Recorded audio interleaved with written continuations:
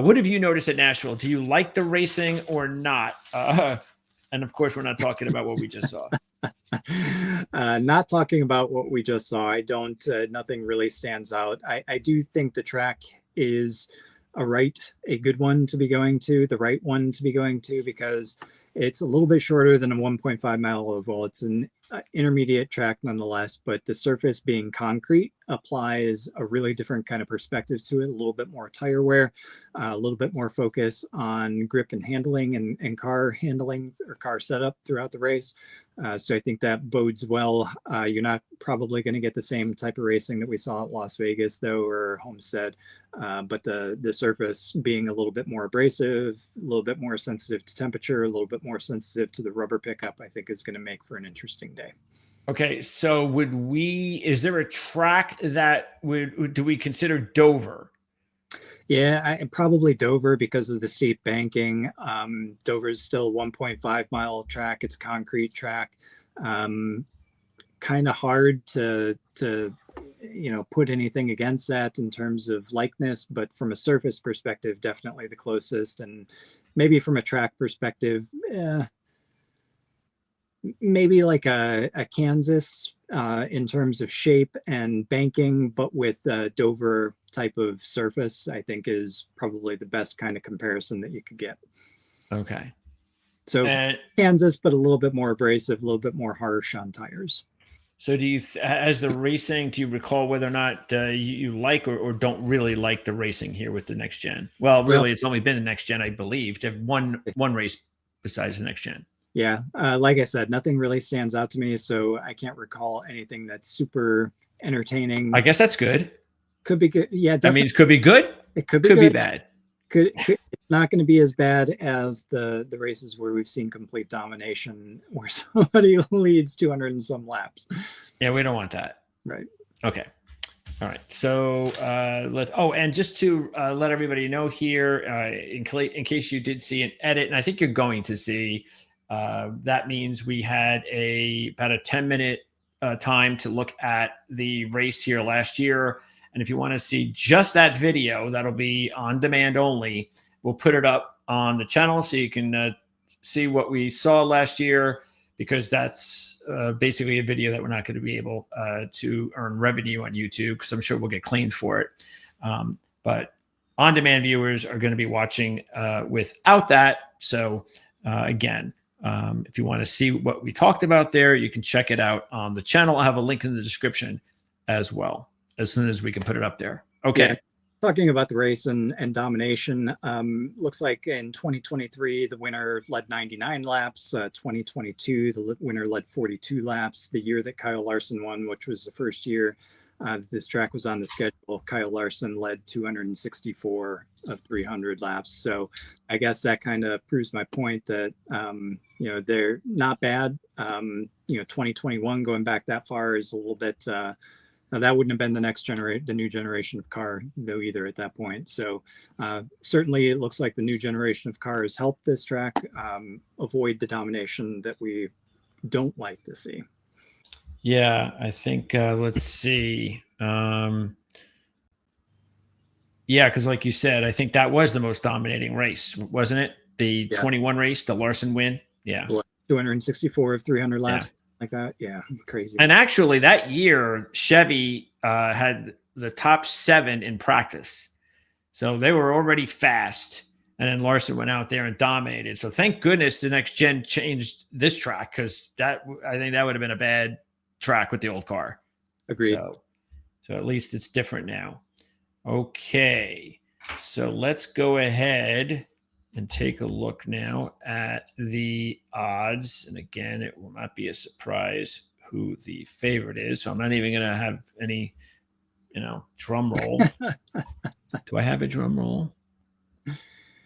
If I don't have a, yes, I still haven't gotten the drum roll. What's wrong with me? I got to get a drum roll. I don't have it yet. Okay. Anyway. His average finish at this track is 4.5. Out of the 4 races that they've had here, he's won 1, finished in the top 5 3, and finished in the top 10 4 times. So this is a week where, yes, Kyle Larson deserves to be the favorite.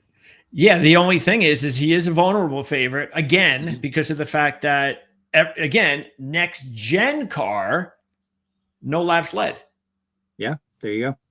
And again, this is all about value. This is never about, oh, we're not picking Kyle Larson this week. Because if you have never watched our show before and this is the first time you're going to watch it, and you're wondering, or the next few weeks, why we keep not picking Larson, or why are we critical about Larson, has nothing to do with his talent. It's nothing to do with the fact that we don't think he probably should be favored or should be one of the top contenders. It's just based on value. And we have no value with Kyle Larson, who's never led a lap in the next gen car at 4-1. That's what it's about. That's really what it is. And look, if there's no other top contenders around him, then hey, I'll go with the 4-1 driver. But as we're going to get into, there are some better options with better odds. Okay, Lana gets an opportunity to chime in live. So what do you? Yeah, I see. This is, by the way, this is how the show would look like, or will look like, when CJ and I can get around to doing it with about a half hour left in the race on a Sunday or a Saturday. So hopefully we'll be able to do this at some point. Again, more than likely it'd have to be a Talladega Daytona type of situation, because, by the way, the scheduling is really going to get a little bit different in a positive way. Why is the race at 7:00 on Sunday? I wish I knew. I don't know. I was looking for I went right to Monday to see, is it a holiday again? No, it is not. Yeah, I don't know. Not until Atlanta do we have a Saturday night race, and that's the end of June, and then we'll only have one other one. Well, I guess two other ones. We'll have Richmond and Daytona, and to close out the regular season, the second half of August. Oh, you know what it is? It's Western Australia Day. Yeah, that makes all the sense in the world, because Australia will already be the following day at that point. Oh, Lord. But hey, we have a 2:00 race in Michigan. It'll already be Monday in Australia, on Western Australia. Even in Western Australia, I think it'll still be Monday by the time this race starts. So at least, look, here it is. Sunday at 7, 2:00 at Michigan. Yeah. Let's see. Back to 3 at Mexico. 2:00 at Pocono. And then we get this 7:00 Saturday night race in Atlanta. Yeah. So the whole month, except for Mexico, is a little bit different. So anyway, we'll do our best to help Lana. We gave you Byron, and nothing we can do about that. Sorry. So let's go ahead and check out these three drivers. Again, besides Larson, we just did that. Denny Hamlin, Christopher Bell.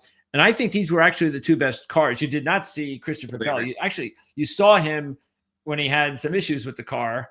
I think we showed a little bit about a little of that. But Bell had led 131 laps in the race, started third. Hamlin, and by the way, his other results, third. So he had the crash was his best race in 4 trips. The other results for Bell, 7th, 8th, and 9th. So he's really strong. Hamlin, meanwhile, 12th lap. We just showed you Denny Hamlin should have won, and he was on the pole leading 70 laps. Then he was third, led 81 laps in 2023, and then he was 6th, led 114 laps from the pole. So Denny Hamlin and Christopher Bell are look, I'm sorry, but they're better than Kyle Larson here. They just are. Yeah. Larson really should be the third choice here. It should be, I would probably put Hamlin first, Bell second, Larson third. Yeah, it's kind of a toss-up for me between Bell and Hamlin. I'm going to go on the fact that Bell figured it out last year, leading that 131 laps, and probably could have won. Denny Hamlin coming off of a bad race with a problem last week, or due to a problem last week, and then also fuel issues in this one last year. Didn't lead as many laps as Bell, but Hamlin's definitely been more consistent than Bell, certainly. If you want to call 3 other top 10s out of 4 races inconsistent for Christopher Bell. So I think if he didn't have that crash, would have been another top 10 result. So take a choice between Bell and Hamlin. Like you said, both of them are a better value than Kyle Larson this week. And Toyota, again, this is the point. Even though they haven't won here yet, they're fast here. They're just as fast as Chevy, but Chevy's getting the wins, and that matters. By the way, Lana, going with the AI. Was that Grok? Were you using Grok, Lana? I like that. All right. Yeah, that does make sense. But then again, you could do that on every Sunday. So, yeah, there's got to be a reason, but they'll never tell us. Okay. Who do you think is next? Who should be next? I think probably William Byron, or maybe, yeah, probably William Byron. Yeah. There you go, William Byron. And then we've got Blaney, Reddick, and Chastain. They're in Chastain. I was going to argue should have been in Byron's spot, but that just gives us more value. Yes, we'll get to that in a second because Byron is okay here. And that's it. Mm-hmm. He's had 2 good ones, 2 bad ones. Maybe some might say he's due because of what happened on Sunday. But he's 6-1, and he has never had matter of fact, I'm not even sure if he's led many laps here. He might have led a couple. So, yeah, at 6-1, I need better odds than that. So there's no value there.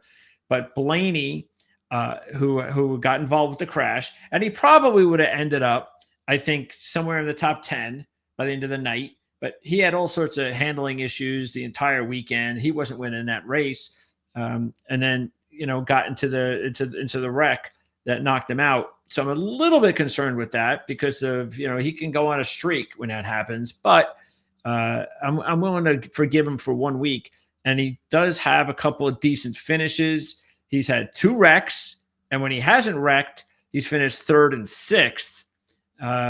And he was actually the best Ford in this race last year, but they had, surprise, surprise, a poor strategy decision. And I forget what it was, but that's what my notes said, that, Blaney had a pretty good car last year here, but they got screwed up with their decision. See, big surprise that Blaney's crew, bad decision, Logano's crew, good decision, win.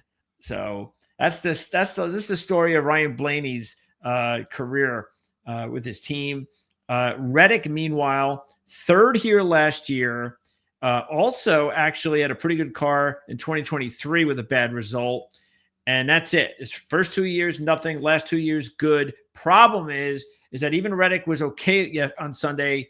It's still in sort of a bad groove right now, which was my concern going into the race. And it kind of, and again, this is what I'm talking about. When you're in a bad run and you see Reddick and he's up there and it looks like everything's going to be okay. Well, no, it didn't turn out okay because he's not in a good way.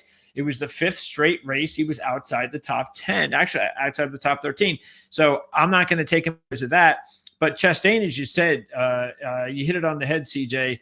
He's definitely one of the best. He might actually even be the best statistical driver here because he led 45 laps last year before the crash that you saw. Might have been able to win the race, even though he would have finished 2nd.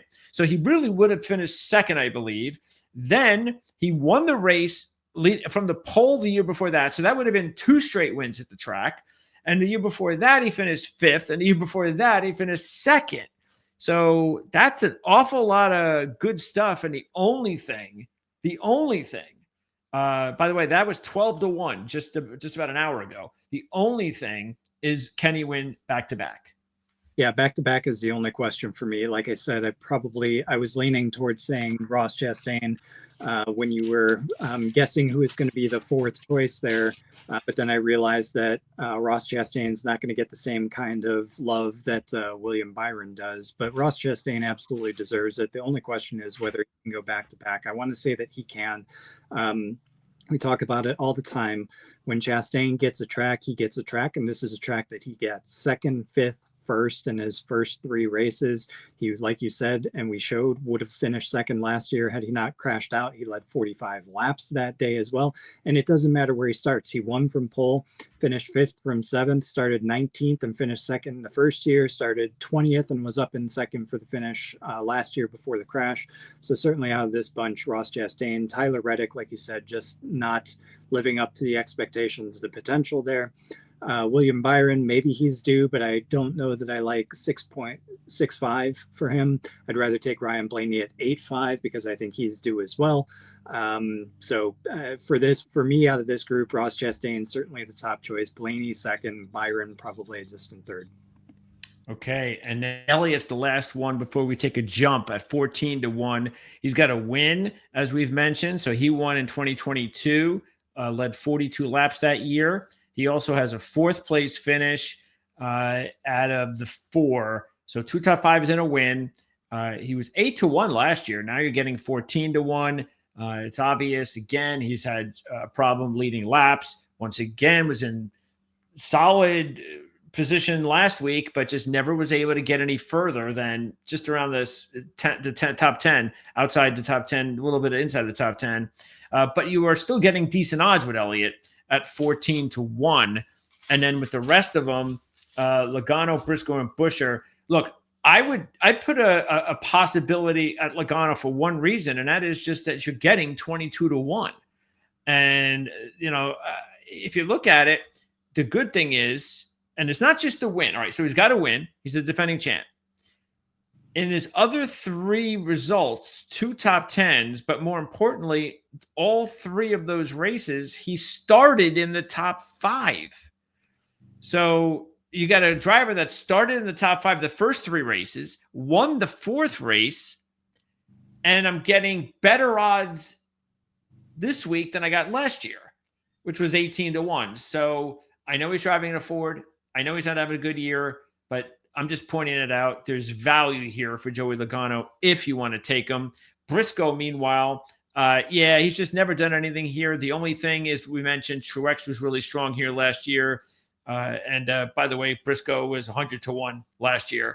So big difference in team. And Chris Buescher might be the interesting one. 80-1, by the way, last year. 25-1 here. 5th in this race last year, which was his best finish. So I think that's something to keep an eye on. Yeah, Joey Logano is interesting because he's somewhat pretty consistent top 10 finisher at this track. Kind of lucked into the win with all the overtime restarts last year. Chase Elliott, he's just missing that edge for me. I thought last week would have been one where we should have seen more from him. He was also, kind of hovering around the top 10 pretty much all night.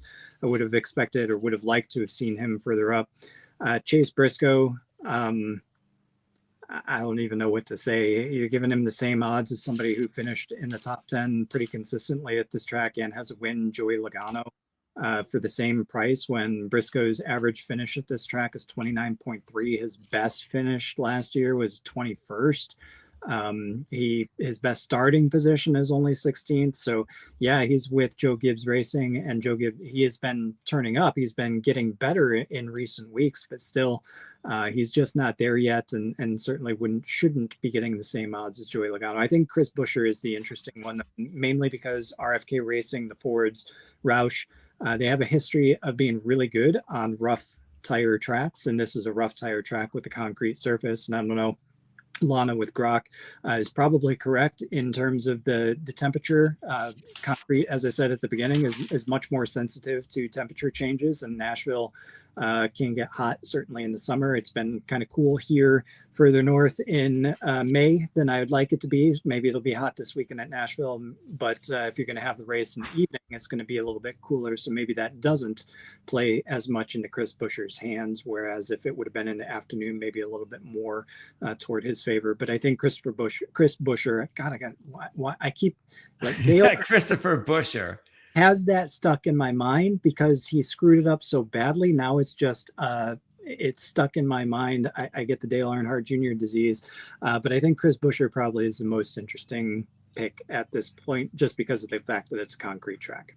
And I'm gonna take a look at Dover in just a minute while we're doing this, but the thing I am interested in Briscoe is just the fact that in his last 2 races, he's put together a couple top 5s. He has been better.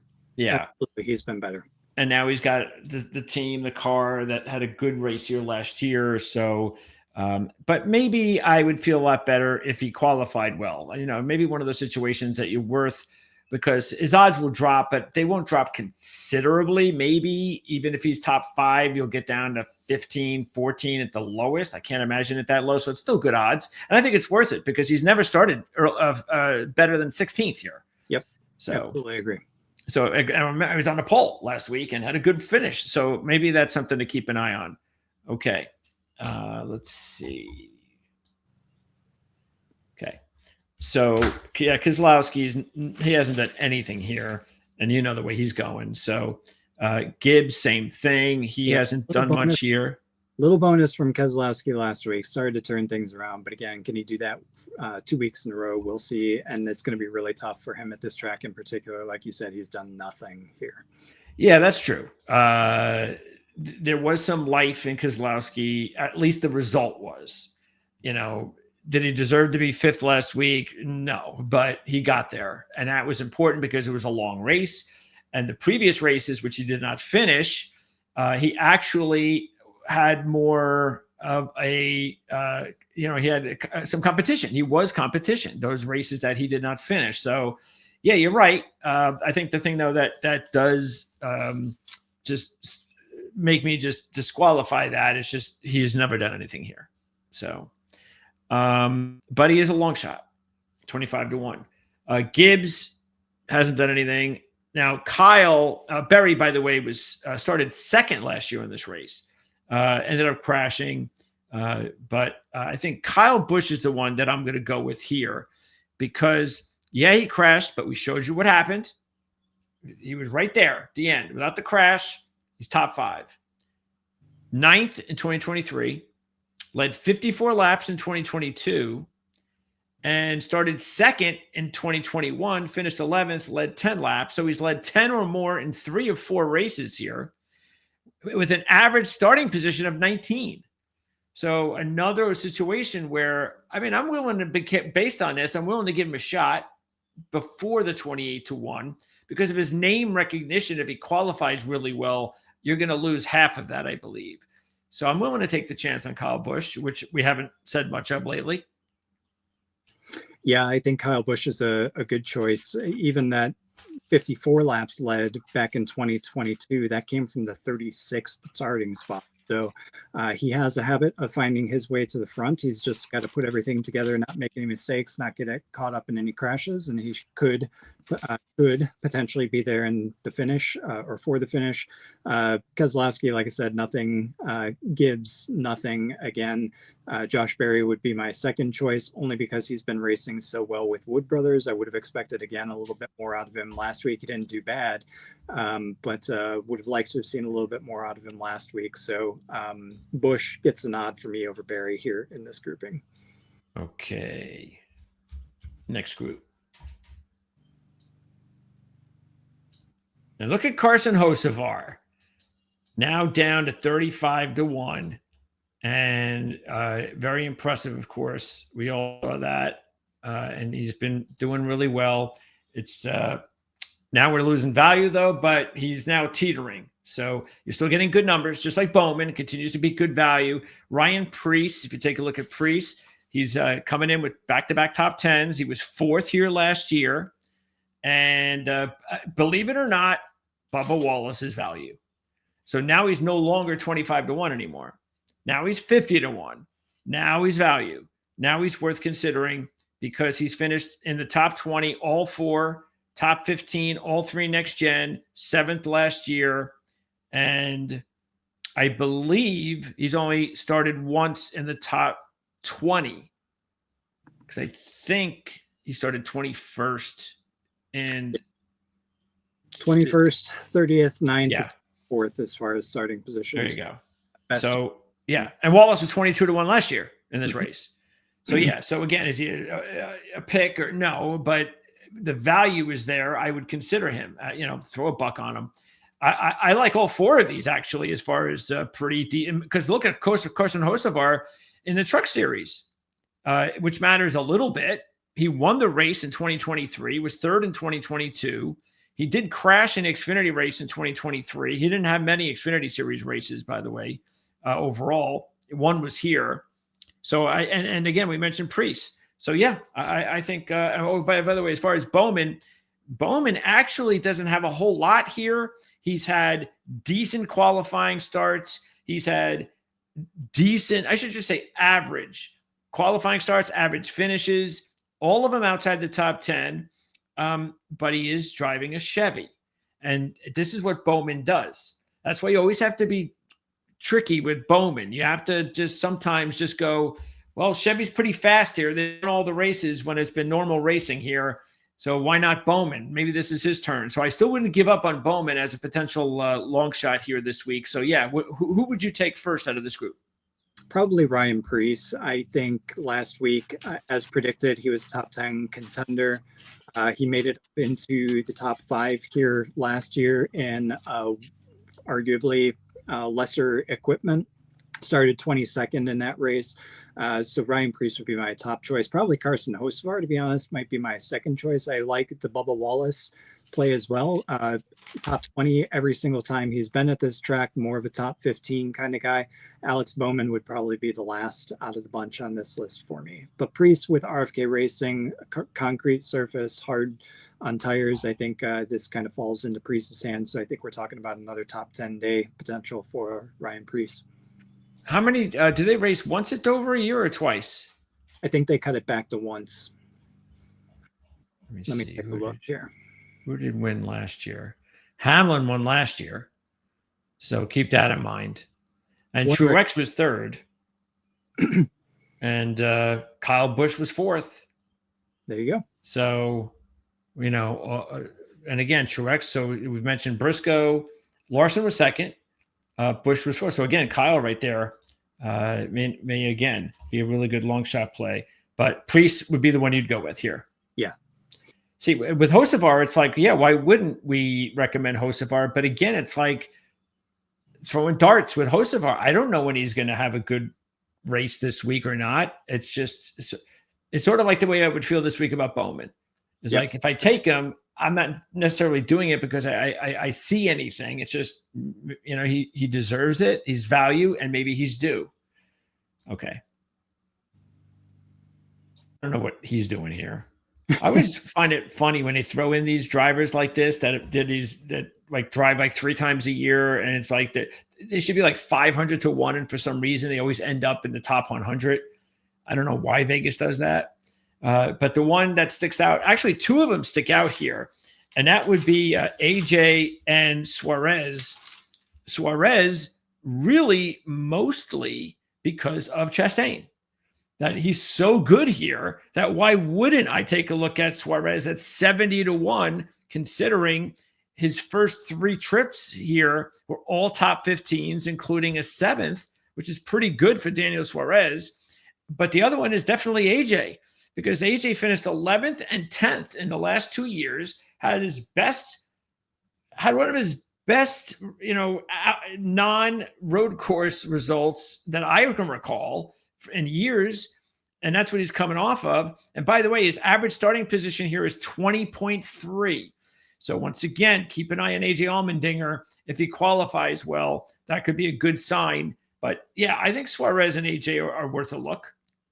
I would think AJ Allmendinger, regardless of where he qualified, is worth a look. 19th, 10th, and 11th in 3 races here. Led 1 lap last year.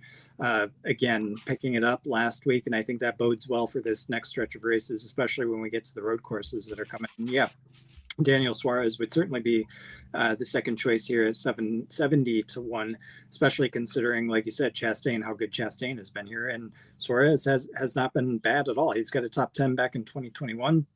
In the next generation of car, 15th and 12th are his 2 best finishes. Ended up finishing 22nd last year from the 31st. That's probably the only blemish on his Nashville resume here. So Allmendinger for me, top. Suarez probably second. Okay. And I think there's actually a few more, believe it or not.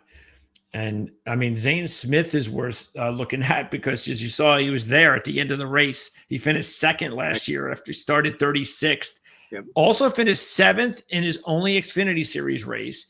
And more impressively, in his 3 truck races at Nashville, he has an average of 2.7 with 2 runner-ups. So Zane Smith also at 100-1. He's definitely the one that sticks out for me of this 4. Yep, and Gregson finished 10th last year, started 16th, didn't lead any laps, but still came home with a top 10 finish. We saw him in a couple of those clips earlier as well. Zane Smith with his second place finish from 36. A lot of luck played into that, but he's also shown this season as well that he can be pretty good, kind of like Carson Hocevar, kind of pick your week, and he can outperform for sure. Yeah, and you just don't know. Correct. But that's the only thing we can go on that helps us is their experience here in other series. And that does matter a little bit.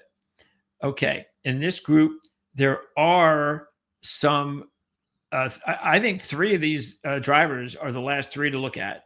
Dylan, because of Kyle Busch, and he has 3 top 15s. He crashed last year. So 3 top 15s. It's not bad at 200-1. Stenhouse ended up 11th. He continues to have a really good season, did not have a good car, but still found his way to 11th last week. And he did finish 6th in his first go around here before next gen, and has never qualified better than 23rd in the next gen. So keep an eye on qualifying for Stenhouse at 200-1. And John Hunter Nemechek is also having a better year than people think. He crashed in his only cup last year, but in 2 Xfinity Series races, he's got a win. And there's John Hunter at 300-1. Yeah, I would have liked to see Austin Dillon actually close out the top 10 potential that he had last week. But I think all 3 of these drivers are worth looking at. They're all having pretty good seasons. This is not a bad track. A couple of top 10s thrown in there for them. So at odds like that, why not take a swing with $1 each? By the way, Gregson finished 6th in the race at Dover last year. So if you're interested in Noah Gregson as a long shot. Okay, I believe I picked first. You do. Okay, so yeah, it's going to be between Hamlin, Bell. I think they're the 2 logical top choices. So I'm going to go ahead and take Denny Hamlin. Very good, because I wanted to take Christopher Bell. Okay, that makes it easy. Next up, I'm going to rule out Blaney. He's too low. Same with Chastain. I think he's too low. I'll go with Kyle. I will take Chastain then. Okay. And then the last long shot comes down to, let's see. For me, it's going to come down to Briscoe, Hocevar, Priest, AJ, Suarez, Zane Smith are all the long shots. Can't really say Zane Smith or even Hocevar as a pick. That doesn't mean I won't do something with them. So let's see. I will go. I'll tell you what. I'll go with Briscoe. For me, it's between Priest and Allmendinger. I'll go with Priest, though. Okay, and that wraps it up.